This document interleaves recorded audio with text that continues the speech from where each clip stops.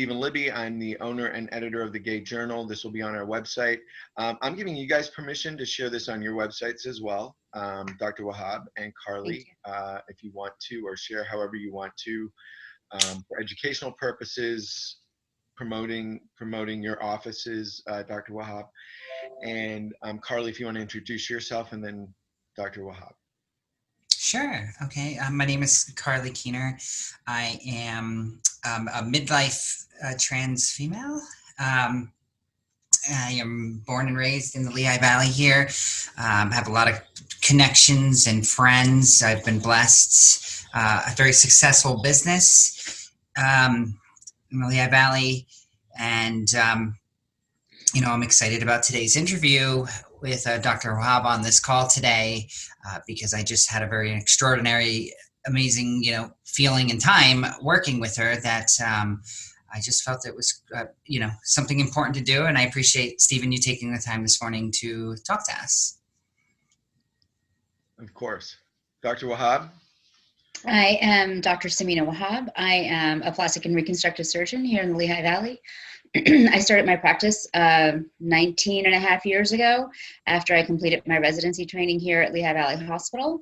I do all sorts of general plastic surgery, sort of including the whole array of plastic surgery. But I also do a lot of top surgery. A lot of my patients are female to male transgender individuals for whom I do mastectomies, chest masculinization surgery. I also, of course, do breast augmentation for male to female transgender patients. And I do a whole host of other plastic surgery. Excellent. So I received an email from Carley. I'm just going to start at the beginning, I guess. I received an email from Carley suggesting this video interview. And so while I have some questions, I kind of would like to have Carley explain what her experience was that prompted her to want to do this interview. Sure. Okay. So obviously, as we all probably, any surgery is a scary surgery, and it brings on a lot of emotions. For me to get top surgery took a lot of contemplating and research and time, and just, I actually visited 2 other practices before I came across Dr. Wahab's firm. And the other 2 practices, which I won't mention any names, I just didn't feel comfortable. I went in and it was very just, you could tell, like textbook. Okay. It's like, just like more of a, you know, just, you got 15 minutes with me and that's it, and have a good day. And I didn't really feel comfortable with that, to the point where I was actually going to say, I'm going to hold off on this. There's too many negative things in the way with, you know, coronavirus and just doing all this at the same time. So and then I reached out to a friend of mine who then referred me to Dr. Wahab, and we scheduled the appointment. And I think when, you know, I felt great emotionally. I left that office, like when I was in the office, I felt so comfortable and just almost like someone I can connect with. I didn't feel rushed. I mean, she's just very much, you know, I guess the mannerisms is very, you know, personal in a sense. When I walked up to the building, you walk in and you see a pride flag right on the sticker on the window.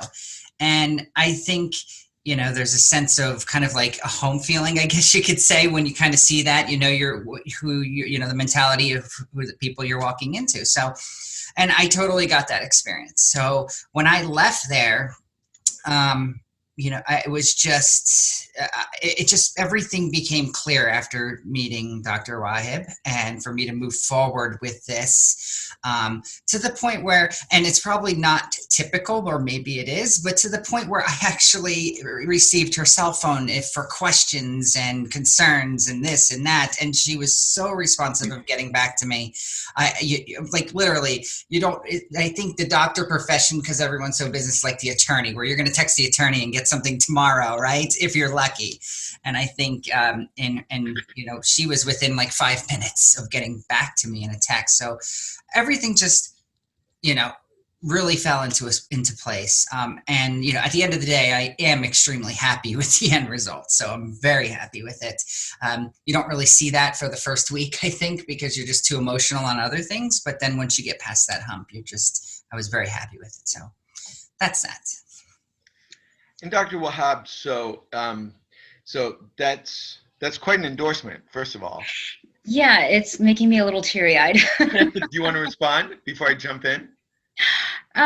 Sure. I mean, I've always been me, and I've always felt that, you know, there are two parts to medicine. There are three parts. There's the business, there's the science, and then there's the humanity. And I think that very often the humanity part gets lost. And unfortunately, it's not something that we're trained on in medical school. It's becoming more prevalent now. But so many physicians are scientists and business people, kind of put together.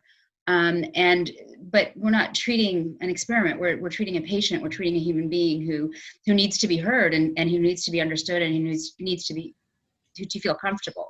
Yeah.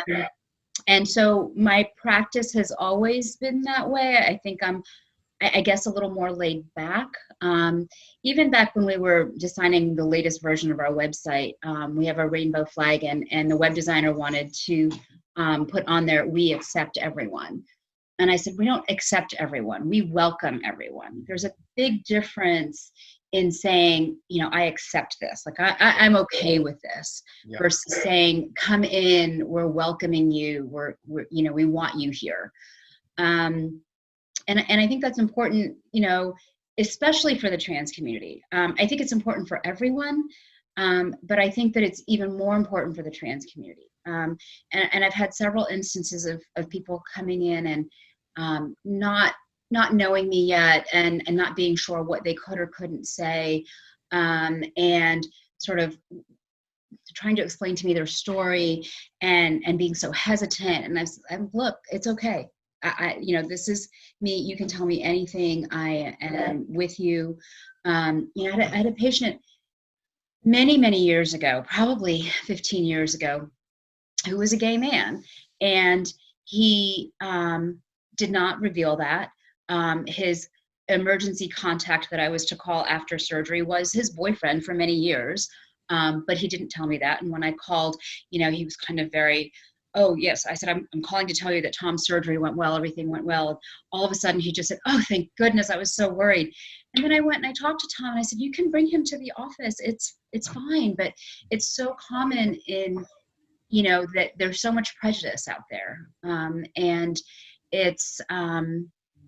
it's really sad that people can't get basic good healthcare and feel comfortable bringing their partners in and their significant others. And things are definitely changing, but medicine is old and conservative. Mm-hmm. So it's going to take a long time. Yeah, I think that's absolutely true. I've done presentations about that. You know, we did a short documentary about interviewing LGBT people across the ages and asking them to express what their concerns are when they get older. And for 75 to 80% of them, number one issue was healthcare, and that they already feel like they're not comfortable talking with their physician, specialist, getting treated equally or the same in a hospital setting, especially like what if they have to go to a nursing home? Do they have to keep their LGBT, you know, status to themselves? Are they going to be able to mix and mingle? Are they going to be able to talk to the staff there? How will people respond? So I think it's very important to normalize it, make it a comfortable situation for people to come into your office. I'm a social worker by profession, and that is very, very important. I mean, I would even go one more step. I think it's awesome that you guys say accepting, I would say celebrating, you know, everyone. And that's what I think I think that that's just so important to make people feel comfortable, like Carley and anyone else that comes into your office just to see that little rainbow sticker. I think it's really important for that to be there. And I think you seem welcoming anyway and approachable. So I would think that people feel that way if they're not so overcome with anxiety of just having this medical procedure. And Right. again, not knowing if you are gay friendly or not. So anyway, so we know that you are. Why is it important to you to be welcoming and to the LGBTQ community? So, I mean, it's always been important to me just because of my own personal philosophies and politics, if you will. I mean, I've always been, a people are people sort of person. And so personally, my personal history is that I always felt, I guess I always identified sort of as bisexual before the term pansexual came about. So I always identified as I love this person or I'm attracted to this person. And the gender specificity didn't matter to me. As you know, as part of my history, I married a man in medical school, had 2 children, went through I went through residency, had 2 children towards the end. And, so the people around me just assumed I was a heterosexual married female. And I would hear a lot of things from physicians like, oh, talking, and I don't even want to, I don't want to even present this because it just feels awful. But saying derogatory things about a transgender female, for example, who was in the emergency room with abdominal pain. And I was an intern and the attending called me and said, you have to go check he, she out and see what's going on. Like things like that. And I'm like, okay. And he said, well, aren't you going to respond to that? Aren't you? I said, I have no reaction. There is a patient in the emergency room with abdominal pain who has this surgical history and I will go. But he was fishing for a response. He was fishing for me to say, or I'd have, like another surgeon who would use the word dyke to describe a woman he didn't like. And I just kind of looked and said, oh, is she gay? And he said, no. And I said, well, then why'd you like, why are you using a slur in general? And then on top of it, but it was kind of like, I would just always try to stop those things. A resident might say, oh, I can't stand those people. And it was like, she's one of those because a woman was in the hospital for a procedure and her significant other was there, her girlfriend was there. And it's so hard because it's the only reason it's not or wasn't more common is that people weren't so out, right? So it was the very small population of people who were out who I would then hear about, and I would try to correct people and change their mind about things. I mean, it's the equivalent of racism and everything else. So fast forward, I started my practice. My ex-husband and I used to go to Pride events. We went to Pride, we took our baby to Pride at Cedar Beach because that's just who we were. And we ended up divorcing. And then, Shane, we met after the divorce and then, that's who I fell in love with. And at that time, she basically identified as female, butch, lesbian, but has really now come to realize over the past few years that she's non-binary. So we have started to work in the they, them pronouns and things like that. But so that didn't change how I felt. I mean, I still was in love with the same person.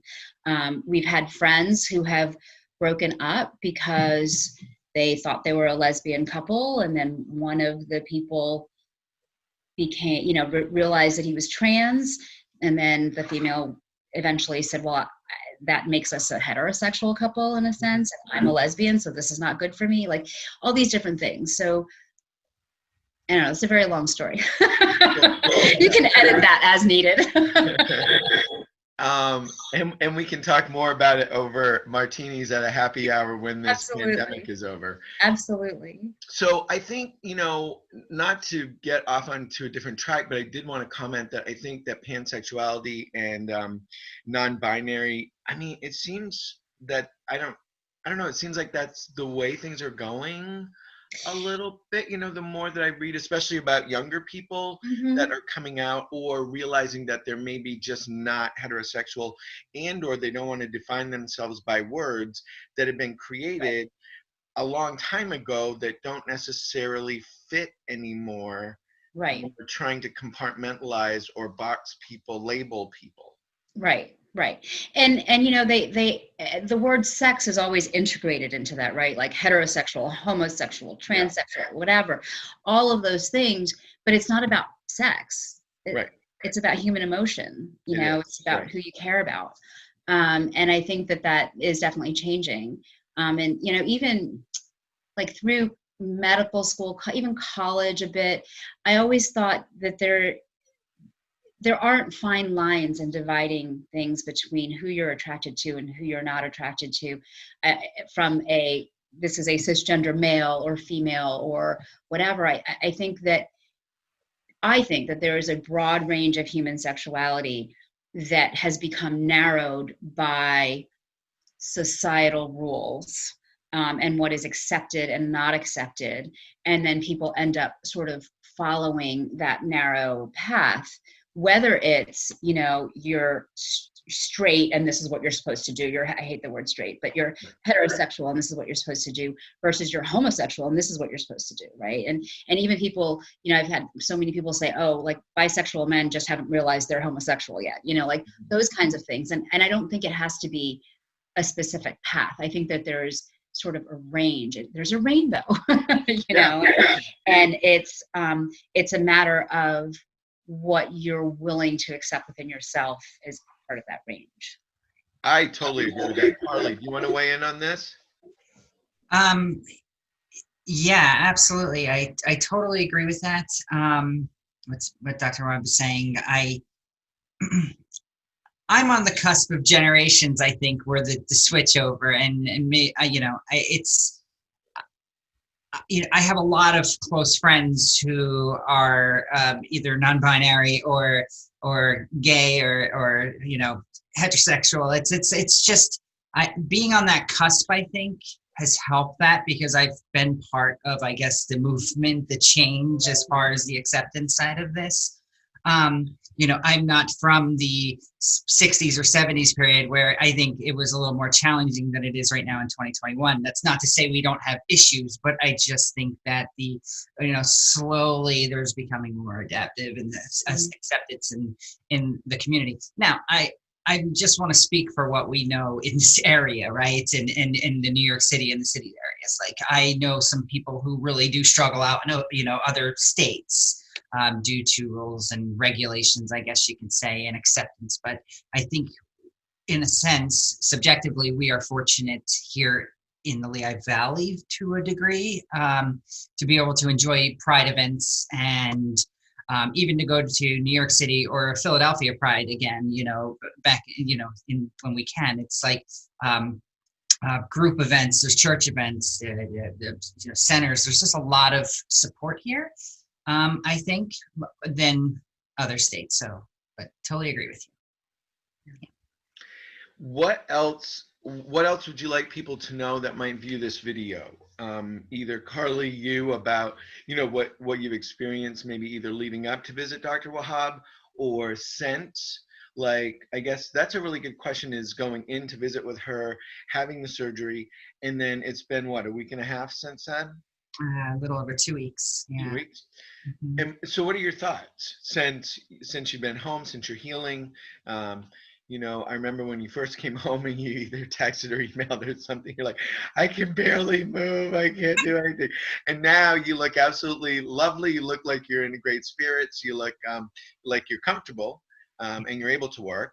So now I guess what's going on with you emotionally regarding the surgery?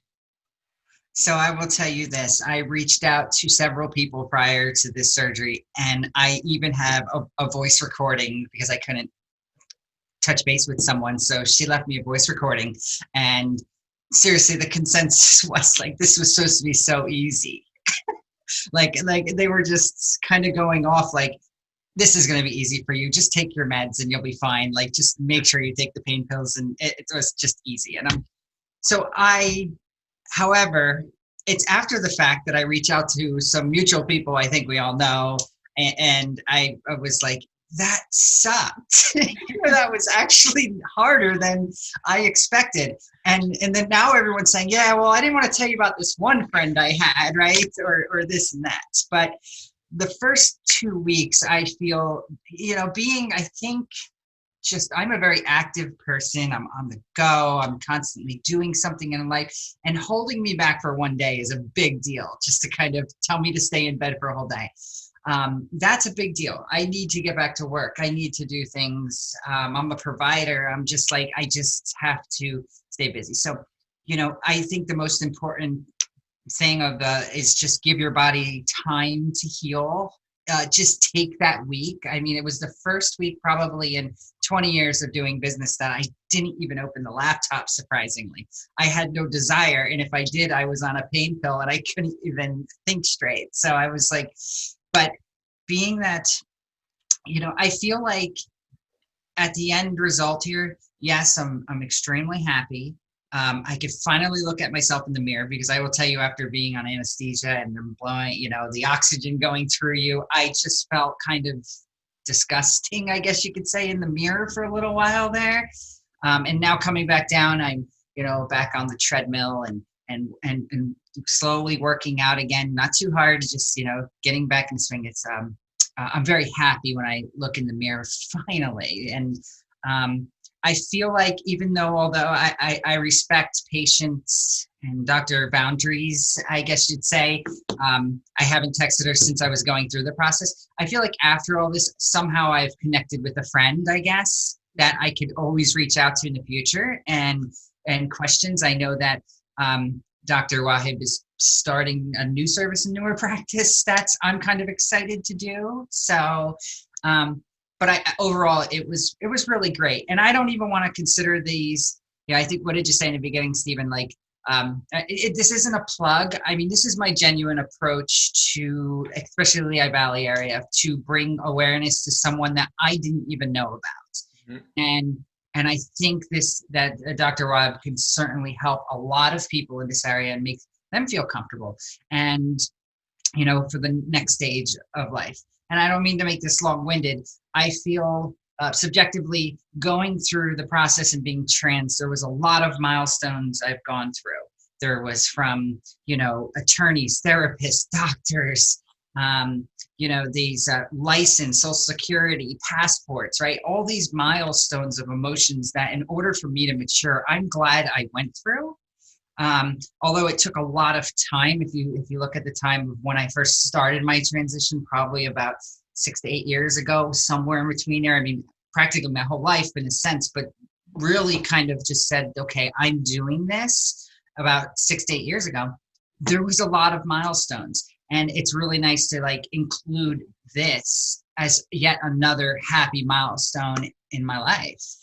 Because I can tell you every one of those milestones brought a touch of happiness to say, okay, I'm ready for the next. And this is just one of those stepping stones, I think, in a trans life, that just got to do. And one day I'll move to whatever I want next, so that's just how it is.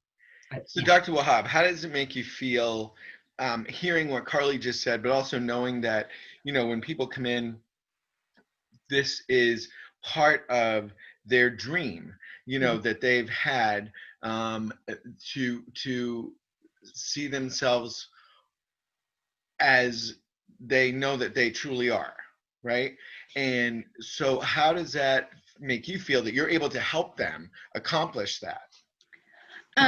It's good.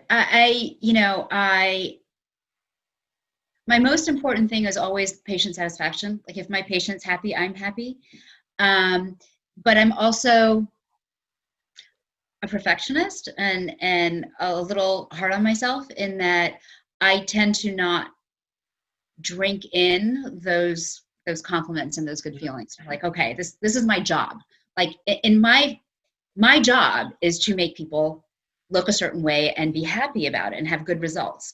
So when someone says, wow, this is really great, in my brain, I'm doing my job. Like, this is what I'm supposed to do. And I realize that's not what everyone does. I realize that people aren't necessarily as careful about what they do and as particular about what they do. Sure. So that's just kind of a personal thing for me. But sometimes I cry with my patients because they're just so happy they're crying, and I can't help it. And I tell them, there's no crying in surgery. You've got to stop this now. It's really great. It's really great to see the transformation in people. It depends. I was actually starting to answer some of your interview questions earlier today. The transition in the younger people, like ages between 16 and 20, is literally night and day. And this is especially for my female to male transgender patients. They come in after their surgery, and before surgery, so many of them are just very shy and have their shoulders hunched, and they're very introverted. And within a few days, they're like a completely different person. And they have confidence, and they're talking to me, and they're looking me in the eye. And part of that might be the age and being afraid to speak with a physician. But I think a big part of it is they can stand up now and feel good about themselves. And that's pretty amazing. They, as far as, the other patients that are sort of in the older, range is from, like there's sort of these differences between the age groups, like 20 to 30, 30 to 40, 40, as far as like their responses.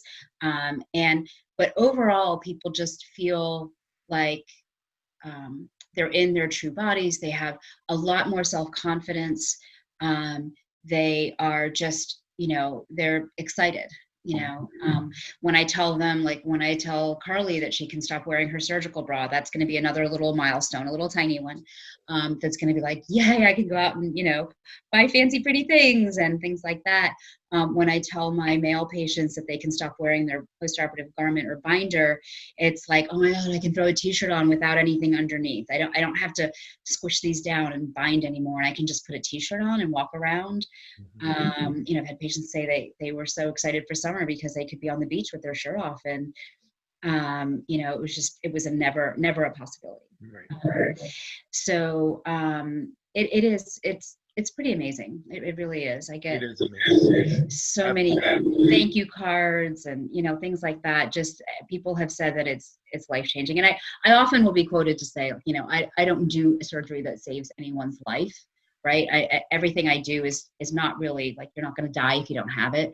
But yet I've had so many people tell me that I have saved their lives, which, it's good.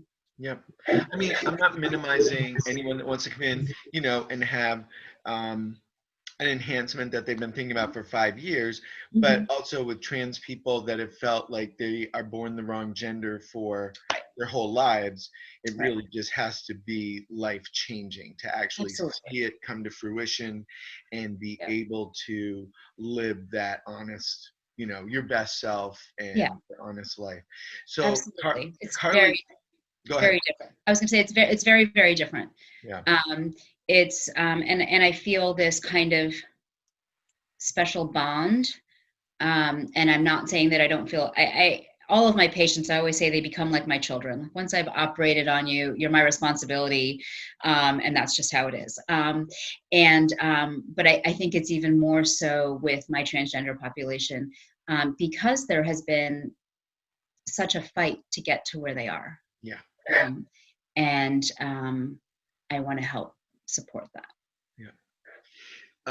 So Carley kind of alluded to some other kind of services that you have or are going to start. Do you want to discuss that at all, or is that too?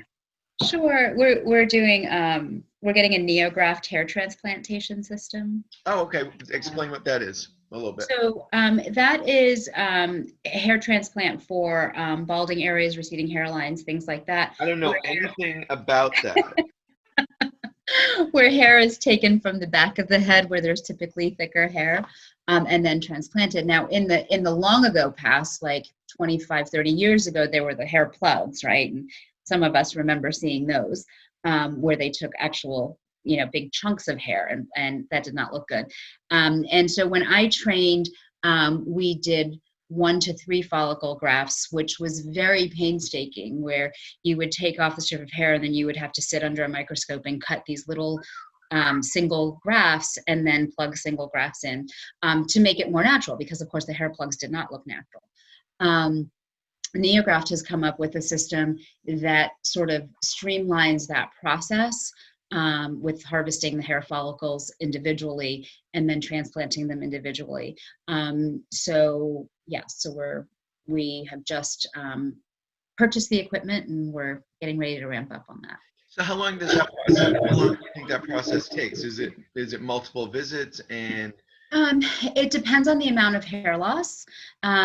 It's typically, 1 visit for like receding hairline and that sort of thing. Yep. It would be more for a larger area. But it's typically 1 full day. Yeah. 5 to 6 hours. Good to Dr. know. Wahab, can I ask one question on that procedure? Of Of course. course. What is the reasoning, like, because obviously, because I am thinking about getting that procedure, but my biggest hesitation at this point is having to shave my entire, halfway down my head here and living for the next 4 years almost, because what is it? Yeah. Your hair grows 3 inches a year, I think, Yeah. around on average, Yeah. right? That's Yeah. a big deal for me. Why Yeah. can't in the medical world right now, you go in between this hair or like just, So for other things, like for example, if I'm removing something that's on the scalp, I won't cut the hair to do that. I'll work around it. But because you have to precisely pick each hair follicle, that's why it has to be short so that it can be seen. Otherwise, there would just be these long strands of hair, because everything that you're removing is a hair follicle. Right. So that's why. Well, I can't wait until it's not, because that's holding me back. Well, I want to thank you both for your time today. Is there anything else that you want to say to anyone that might be viewing this? You want to go first? I want people to be happy with who they are and be happy in their skin, and be comfortable in their skin. And I just want to encourage everyone to find the support that they need to make the decisions that they need to make for themselves, whether it's through family or friends or Bradbury Sullivan Center. There is support out there, and I don't want anyone to ever feel alone going through this. Thank you. And I just want to add to that it's okay to, everyone can handle pain differently. And, again, mine is just a subjective approach. Even after through pain and emotions, like it gets better after that. Emotionally, like every day, you just start getting better. But don't underestimate yourself, your body, and really just give this time you need with work or engagements. Make sure you have support at home prior to going through this, like some people that can assist with the process, because at the end of the day, it can be challenging, but it's well worth it. And I thank you again, Dr. Wahab, for everything you've done for me. So thank you. Yeah. Thank you You're for welcome. all you've done for the community. Carley, thank you for this reminder about Dr. Wahab being there for the trans population and for everyone else. And I really appreciate both of your taking some time today to discuss this and help explain it to people that will be viewing this. Awesome. Thank you very much. Thank you. Have a Take great care, day, stay everyone. healthy. Bye-bye. You as well. Bye-bye. Bye.